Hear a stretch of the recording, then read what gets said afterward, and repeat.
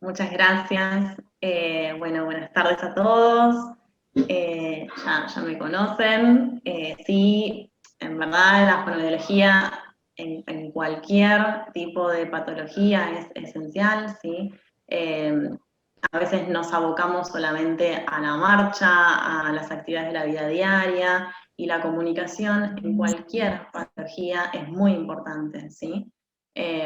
Así que bueno, vamos a estar acá charlando un ratito sobre, primero sobre algunos tips en cuanto a qué hace el fonoaudiólogo en esclerosis múltiple, cómo mejorar los trastornos en la comunicación, en el habla, en la deglución, cuando suelen aparecer algunos trastornos. Así que luego vamos a tener como un pequeño momento para darles algunas recomendaciones y algunas sugerencias, ¿sí? Y al final estoy abierta a que ustedes me puedan hacer las preguntas que quieran. ¿Les parece?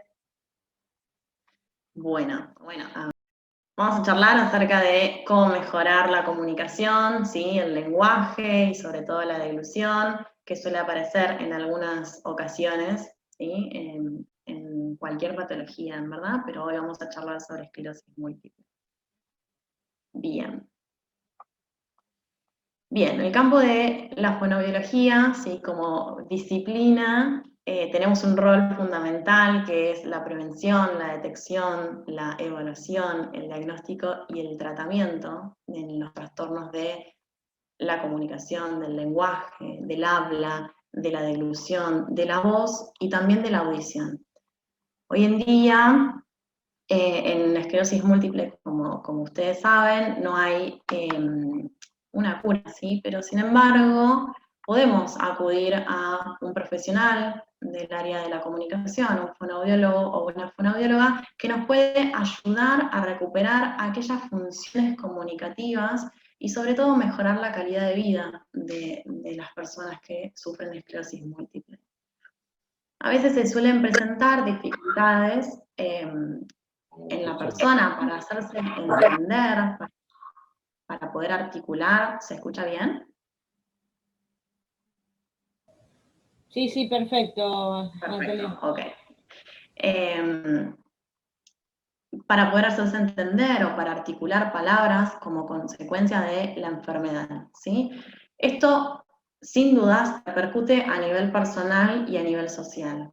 Y a veces nos pasa que muchas personas no son conscientes de que tenemos algún tipo de trastorno en el lenguaje. Pero sin embargo, estas dificultades se pueden subsanar o se pueden tratar acudiendo rápidamente a un profesional. En este sentido, el papel fundamental del fonoaudiólogo es mejorar las habilidades de comunicación, habilidades comunicativas de los pacientes con esclerosis múltiple. Entonces, lo que hace el fonoaudiólogo como principal es informar, asesorar y entrenar, no solamente a la persona que padece esclerosis múltiple, sino que también a las personas que cuidan al paciente, ¿sí?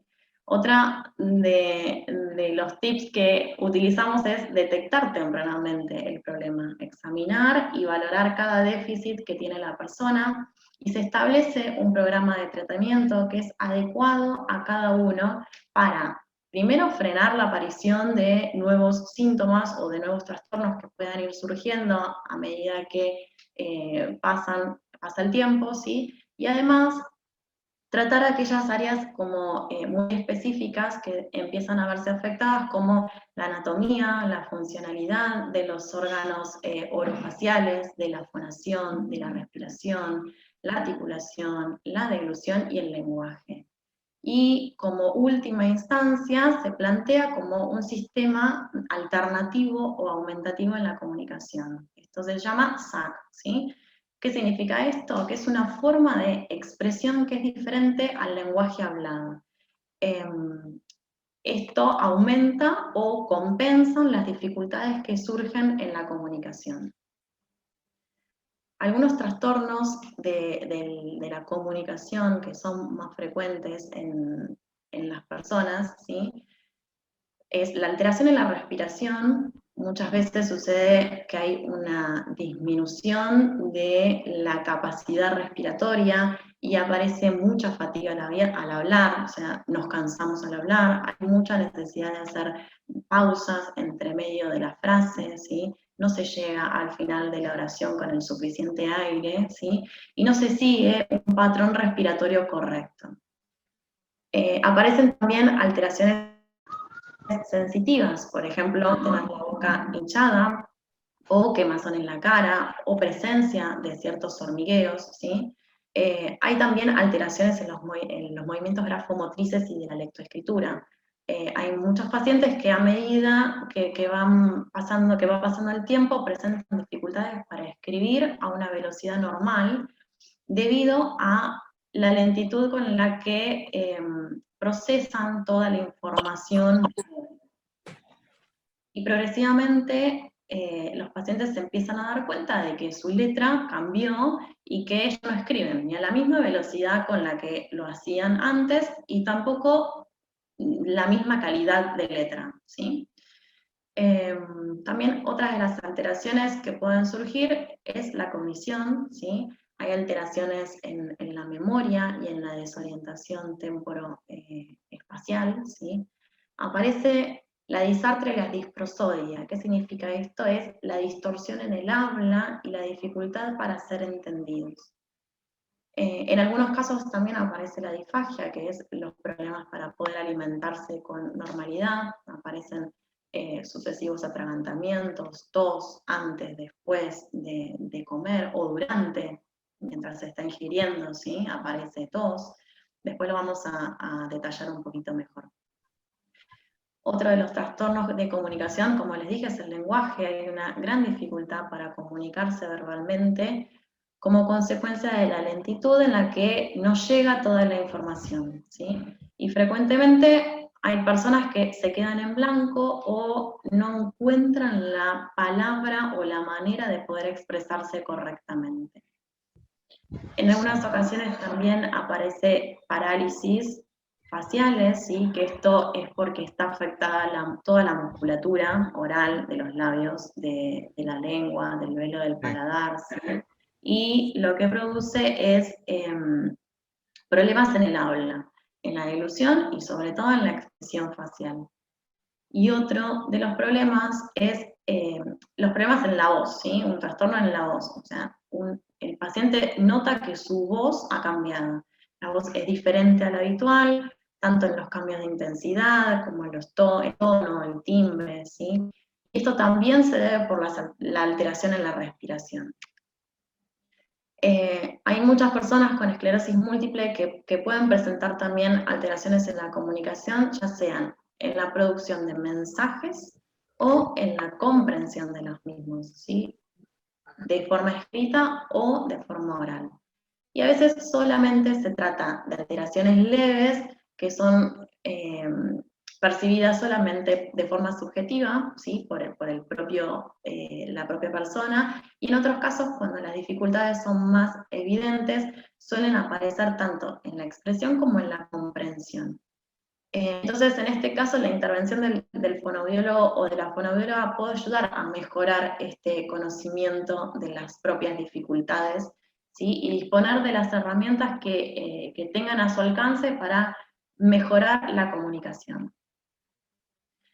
Las alteraciones en la expresión pueden ser causadas, como anteriormente les dije, por problemas de fuerzas en la movilidad y en la coordinación de la musculatura, en la respiración oral y laríngea, ¿sí? Y a consecuencia de ello, suele producir o se suelen sufrir cambios en la calidad y en el volumen de la voz, en la pronunciación, en la entonación del habla, y además, como ya nombramos antes, la persona se suele cansar mucho al hablar.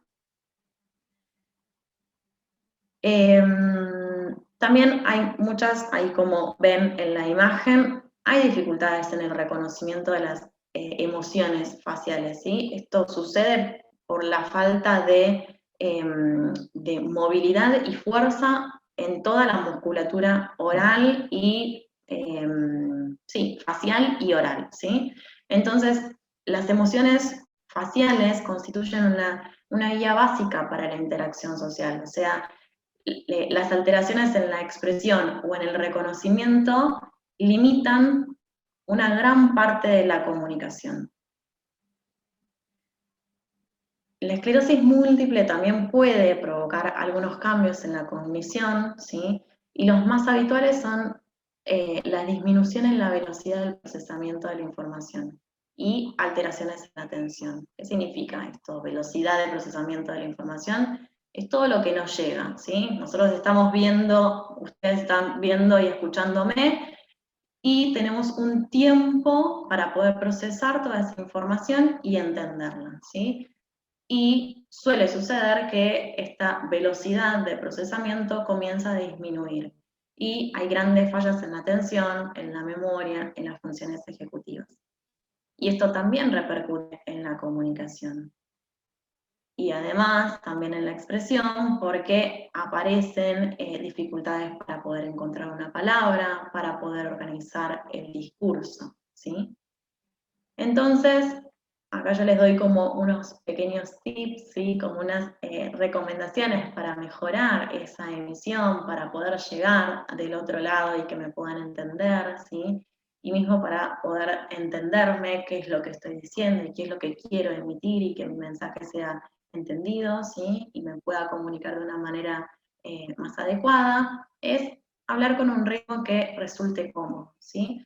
Tener mucha paciencia, no preocuparse si es necesario charlar despacio. Es aconsejable dedicar un tiempo y a pensar con tranquilidad lo que se quiere decir sin ningún tipo de presión.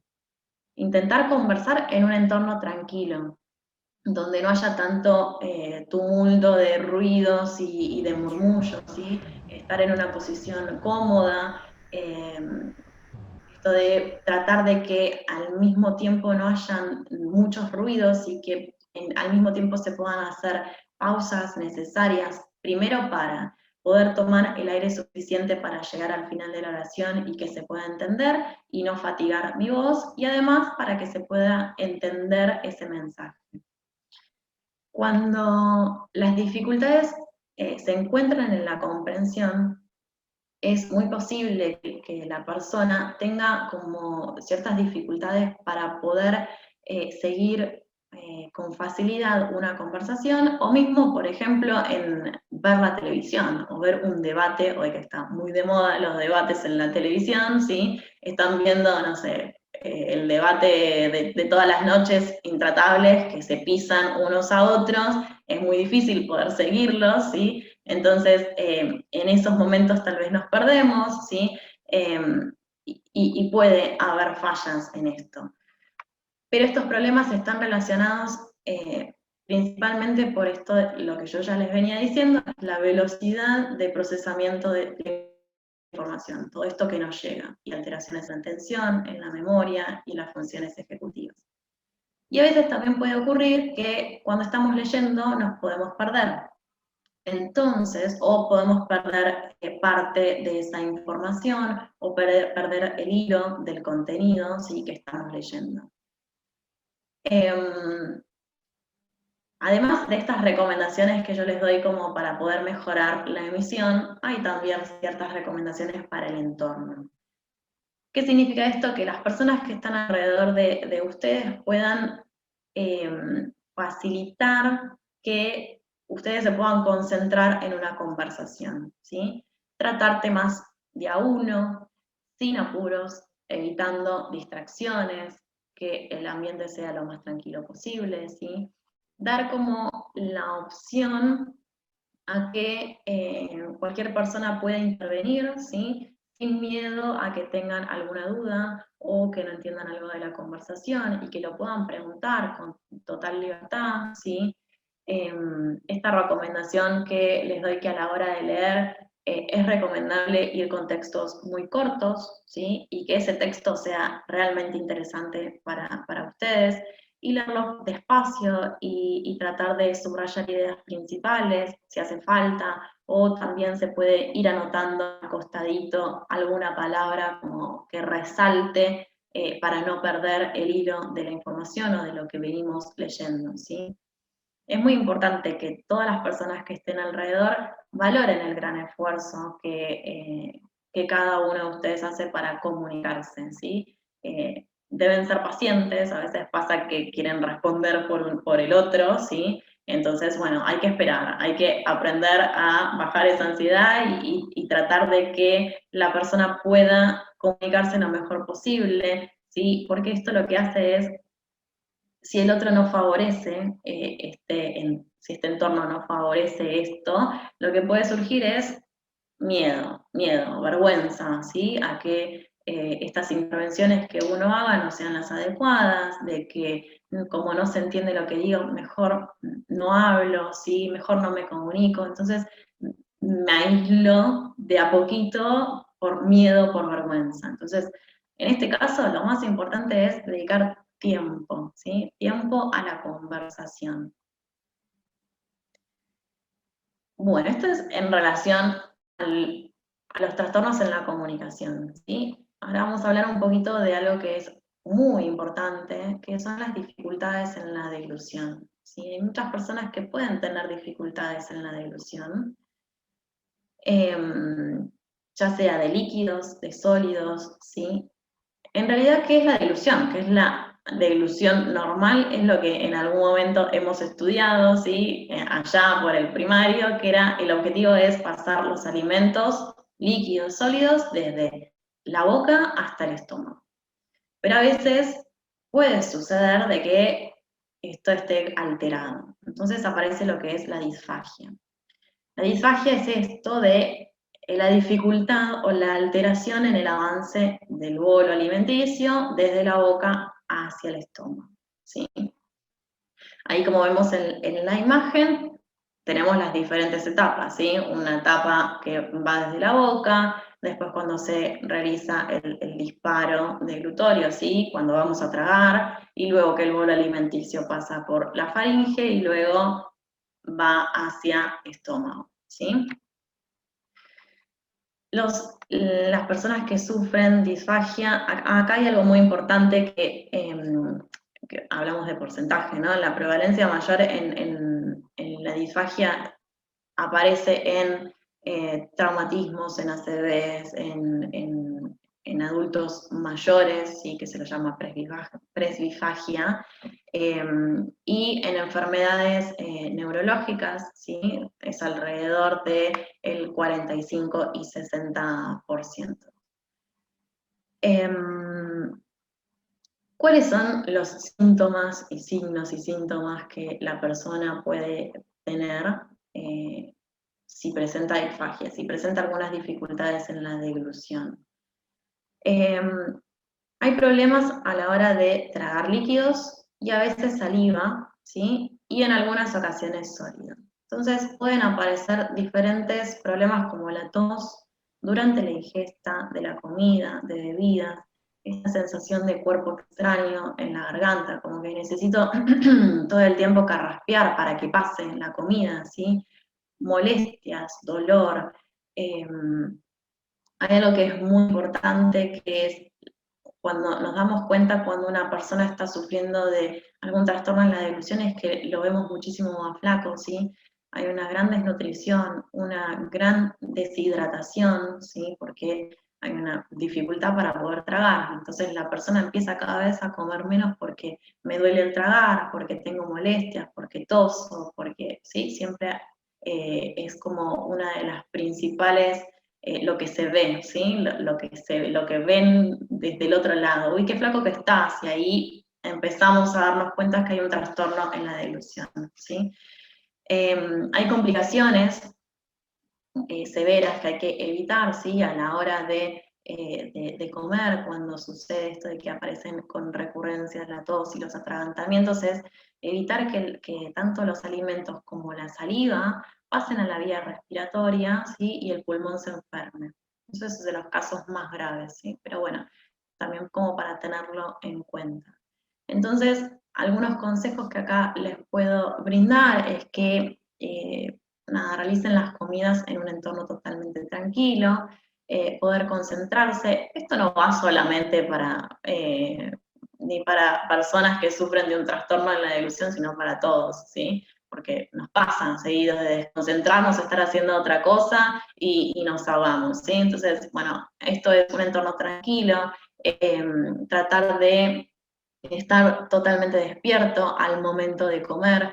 Si estamos tomando alguna medicación que nos pone como un poco somnolientos o cansados y es la hora de comer, bueno, trato de hablar con el médico a ver si puedo modificar un poquito la hora de la medicación para poder comer bien, o sea, despierto, ¿sí? La postura es muy importante, ¿sí? La postura en la que se come es muy importante. Hay que tratar de hacerlo lo más sentado posible, eh, y si no es posible porque hay pacientes que tienen que comer en la cama, bueno, tratar de acondicionar ese lugar con almohadones como para estar aunque sea 45 grados o lo más levantado posible en la cama, ¿sí? Siempre intentamos estar entre 90 y 45 grados, ¿sí? Es muy importante la posición del cuerpo. Por ejemplo, no llevar nunca la cabeza hacia atrás, que es la hiperflexión, ¿sí? Porque el bolo alimenticio puede pasar directamente y nos podemos ahogar, ¿sí? Y en algunos casos es necesario hacer alguna adaptación en las consistencias de los alimentos. Por ejemplo, sucede muchas veces que hay pacientes que los sólidos no los pueden terminar de triturar bien y aparece la tos y el atragantamiento. Entonces, una de las estrategias es salsear las comidas, ¿sí? Esa hidratación de la carne hace que sea como un poco más ameno dentro de la boca y pueda desmenuzarse mejor y que sea más fácil para comer, ¿sí? Lo mismo con los líquidos, hay personas que tienen mucha dificultad con los líquidos y se coloca espesán en los líquidos, que es algo, como un polvito, ¿sí? Que se coloca dentro de cualquier líquido, de cualquier bebida, y lo que hace es cambiar la viscosidad del agua, por ejemplo, del agua, del café, del mate cocido, ¿sí? De un jugo. Esto es muy importante, ¿sí? Es para evitar que el pulmón se nos enferme. Entonces, en este caso, muy en particular, en cuanto a la dilución, es muy necesario que se detecten tempranamente estos tipos de dificultades. El fonoaudiólogo es el que es el experto en que observa, va a evaluar, y ahora les cuento algo ahí sobre la higiene también de la boca. Es el que va a evaluar y va a observar todas estas dificultades que vayan teniendo y el que va a hacer las adecuaciones y el tratamiento correspondiente, ¿sí? Mediante ejercicios, mediante cambios en la postura, ¿sí? Para que la deglución sea lo más seguro y lo más eficaz posible.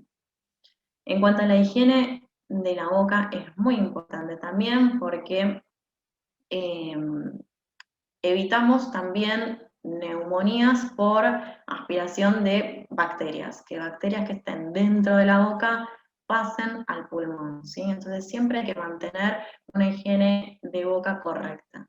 Si utilizamos prótesis, siempre bien adheridas las prótesis.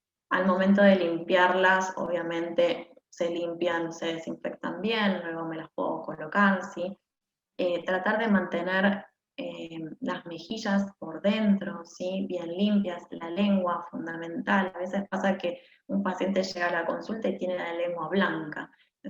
No hubo una correcta higiene de la boca, ¿sí? El cepillado de dientes, usar enjuagues bucales si utilizan, ¿sí? Siempre y obviamente hacer las correctas consultas con el odontólogo, ¿sí? Esto es para evitar otros inconvenientes asociados, ¿sí?